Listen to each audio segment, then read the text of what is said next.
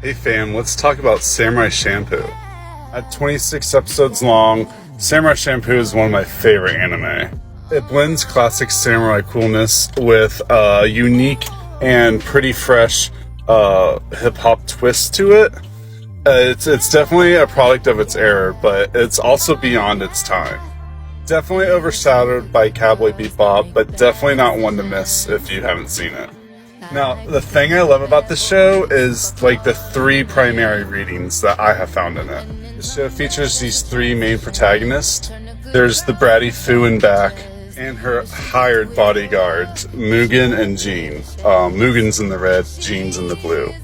Now, I mentioned three readings, but there's actually like a lot. Such as, a coming of age story, reconciliation with one's past, living out regrets, stuff like that. But the three I want to focus on are as follows. The first one is the obvious surface text. It's about two guys who want to kill each other, but they cannot, they're not allowed to fight each other until they complete this quest with the girl. The second one is a little bit more interesting, as the show can actually be read as a reimagining of certain Japanese mythology. The trio plays the role of a pretty significant trinity of Shinto gods. Fu is a reimagining of Amaterasu, the sun goddess.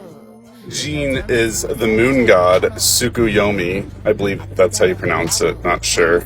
And the chaotic Mugen plays the role of Susanoo, the storm god.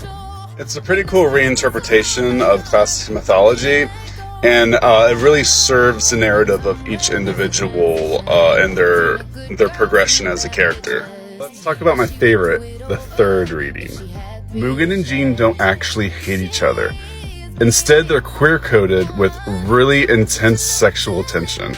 You're probably asking, how could that be, Ass Crasher? They're clearly straight. There were many episodes with romantic plot lines.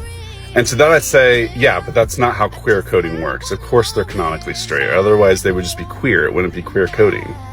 But think about it. In all of literature and all of film, the number one best phallus is the sword.